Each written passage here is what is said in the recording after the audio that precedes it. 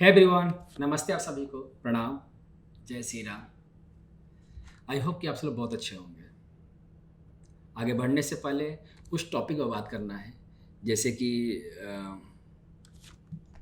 बायस क्या होते हैं, और ये सारी डिस्कशन पहले मैं अपने से स्टार्ट करूंगा और आप पर भी लेकर आऊंगा। तो बायस जो होते हैं वो there are three types of bias. एक बिलीफ बायस होते हैं, मतलब बिलीफ प्रिजर्वेशन बायस होते हैं, और दूसरा इंफॉर्मेशन प्रोसेस बायस होते हैं, और तीसरा जो होते हैं इमोशनल बायस होते हैं। ये तीन तरह के बायस होते हैं मार्केट में।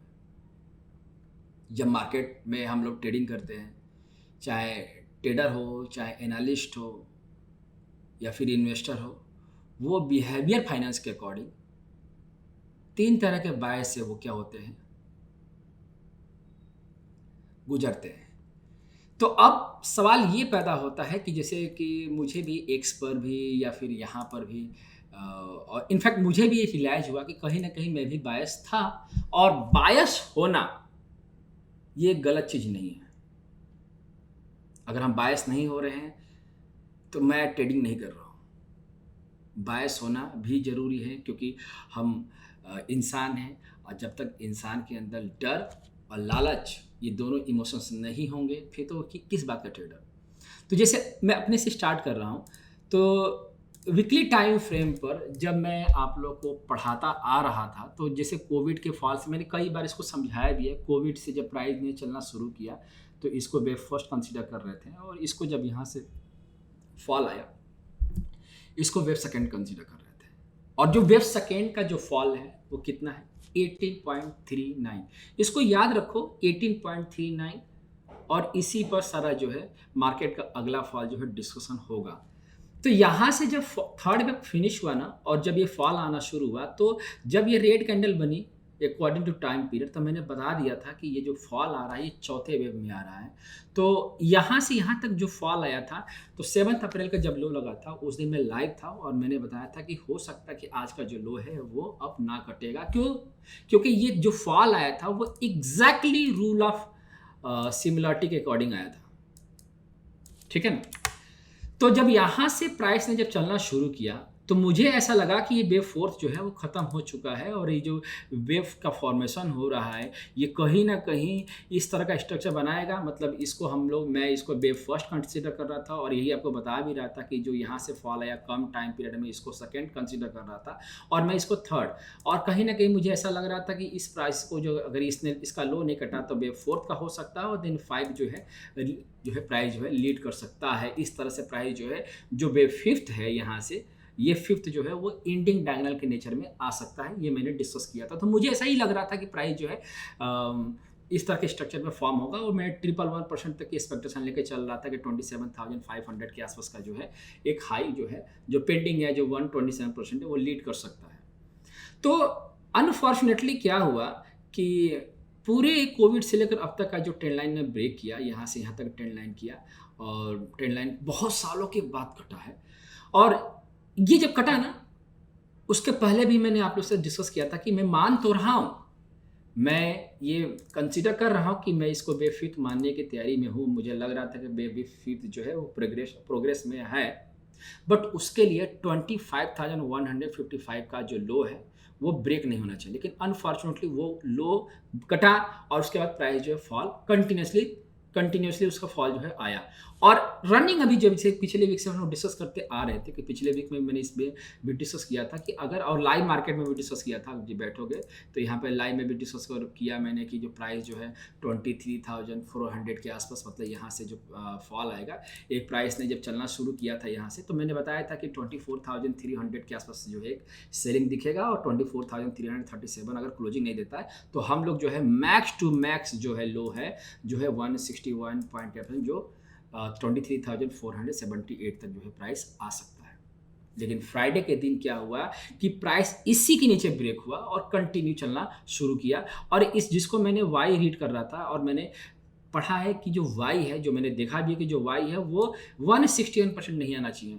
तो प्राइस जो है आई मीन जिस ये जो वाई है, तो अगर वाई जो है 161% के नीचे ट्रेड कर रहा है, इसका मतलब ये वाई नहीं है, क्योंकि WXY में जो वाई होता है वो 161% के नीचे नहीं जाना चाहिए। ठीक है, वाई का लिमिटेशन जो है 161% ही है। तो ये गया, तो ये जब ये गया तो इसका मतलब है कि ये जो पूरी WXY है, WXY नहीं है।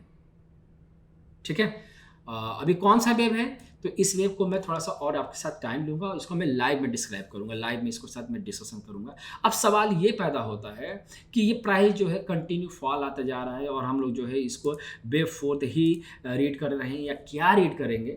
तो यहाँ से जिसको वेव फिफ्थ कंसीडर किया जा रहा था, वो प्राइस जो है ना यहाँ से ये ABC के नेचर में आया। और इस चीज़ को फरवरी में ही हम लोगों ने डिस्कस किया था, जब ये बॉटम लगा था ना, जब बजट आया था, तो मैंने बताया था कि 38.2% फेलियर रेशियो होता है अगर CB बनना है तो, और यहाँ से प्राइस जो है बाउंस बैक कर सकता है और किया भी था। तो इसको ना प्राइस जो है ना, जब ये ट्रेंड लाइन टूटा तो ये स्ट्रक्चर जो है ABC के नेचर में कंफर्म हो चुका था जब 25,155 को ब्रेक किया।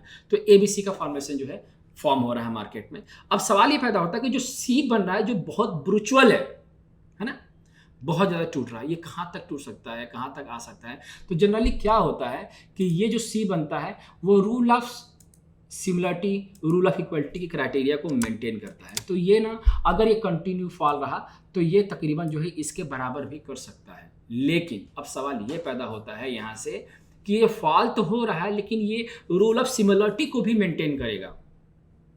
जैसे कि मैं यहां से यहां तक के जो फॉल था इसको वेव फोर्थ मान रहा था, और मैं अभी भी आपको बता रहा हूं कि ये पूरा जो ABC चल रहा है ये वेव फोर्थ ही है, पूरा का स्ट्रक्चर जो है वेव फोर्थ। लेकिन जिसको हम वेव फिफ्थ मान रहे थे वो B है, B था।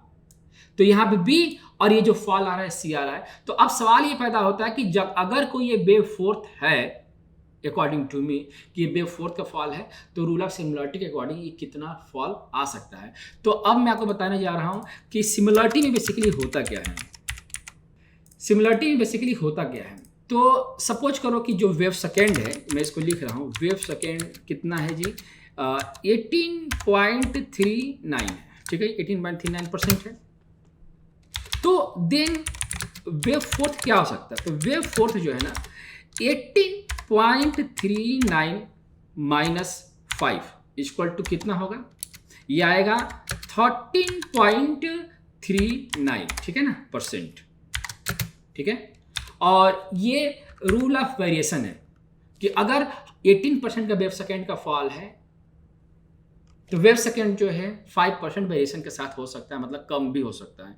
तो 13.39 जो है कम से कम फॉल हो सकता है। अब आगे बढ़ते हैं, तो जब हम आगे बढ़ते हैं तो ये 18.39 जो है इसको बोलते हैं आइडियल फॉल, मतलब जितना वेव सेकेंड का फॉल है उतने ही वेव फोर्थ का फॉल हो सकता है।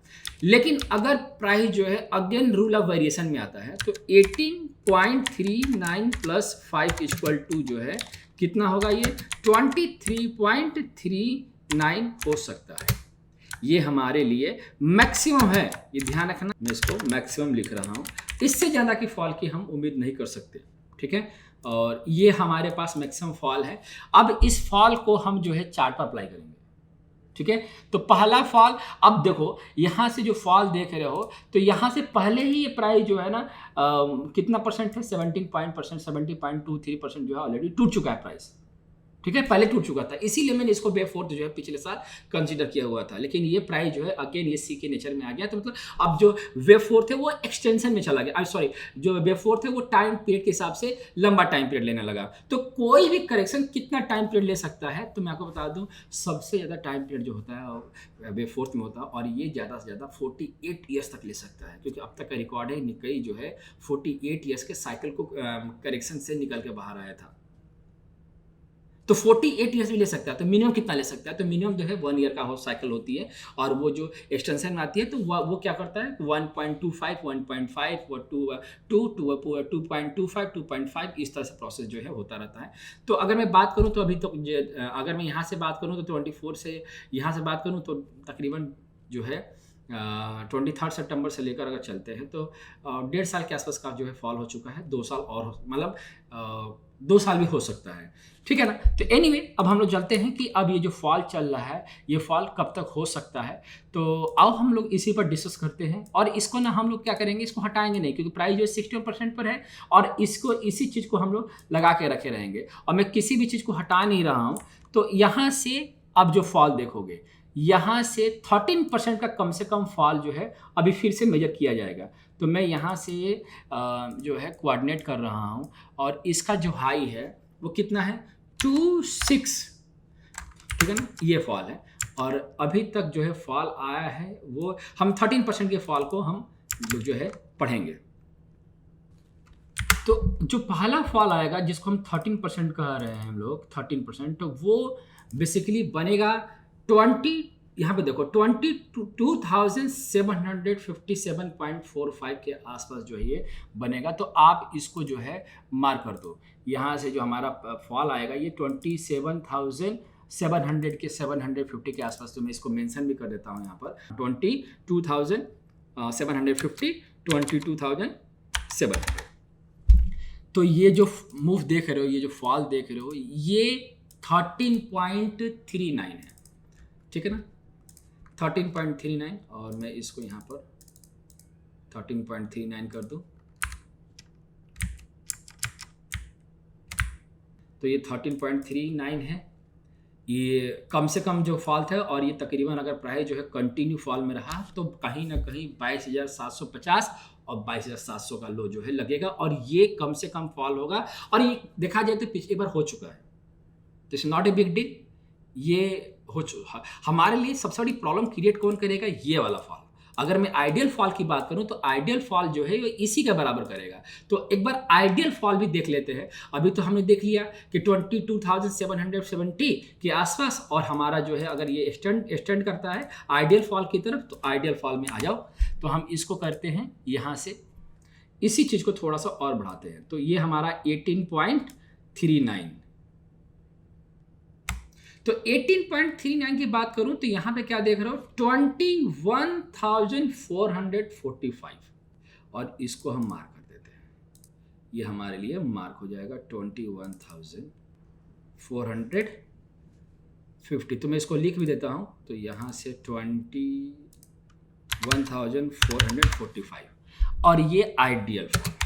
आइडियल फॉल का मतलब जो है कि जितना वेव सेकेंड है ये उतना ही लीड करेगा, ठीक है। मतलब यहां तक सी जो है लीड कर सकता है, ये मैक्सिमम रहेगा, ठीक है। एक यहां पर और एक यहां पर, और अब जो चलेंगे लास्ट 23.39, तो इसको लेके चलते हैं 23.39 के पास।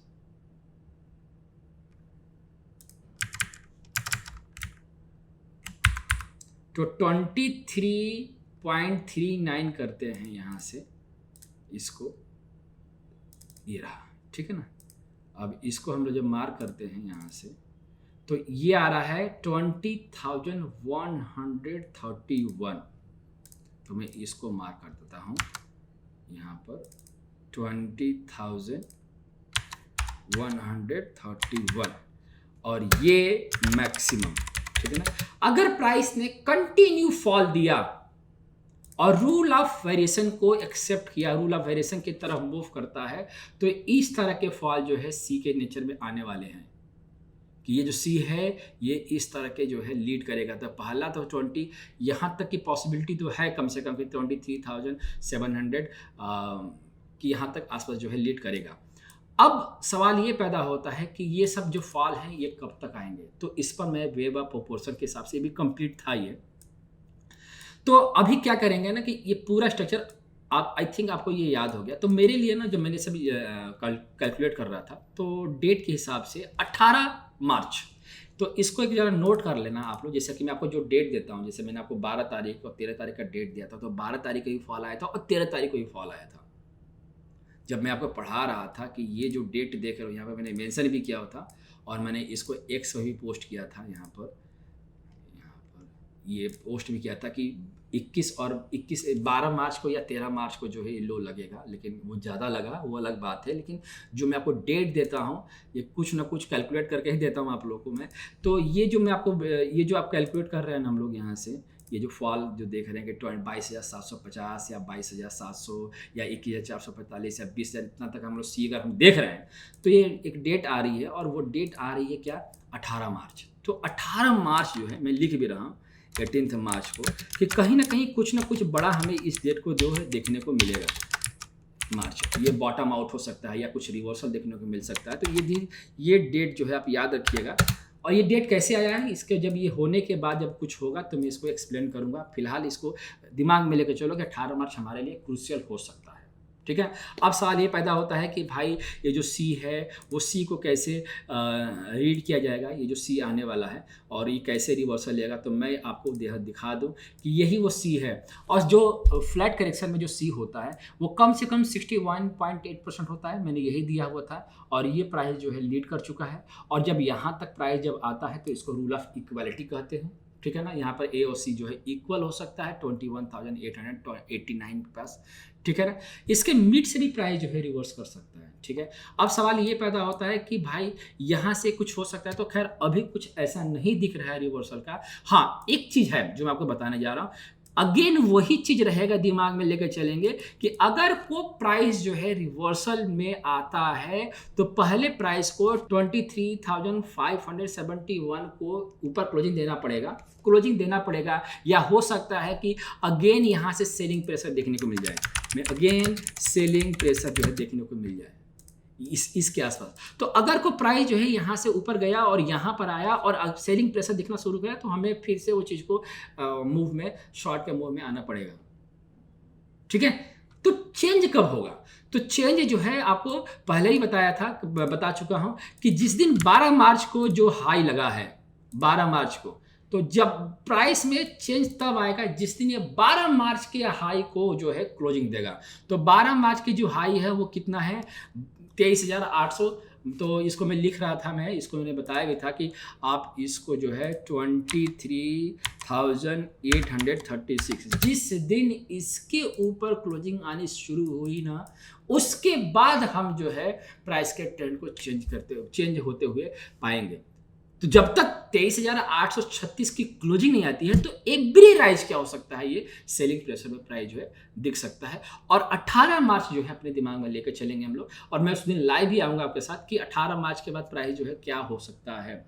तो अभी जो है ये सी के अगर हम इसका वो करते हैं, इसके मिड पॉइंट में निकालते हैं, तो अगर मिड पॉइंट भी अगर आता है तो मैं ज़रा सा मिड पॉइंट कैलकुलेट कर लेता हूँ। तो ये 23,571 और 21,839 और ये आ रहा है 22,705।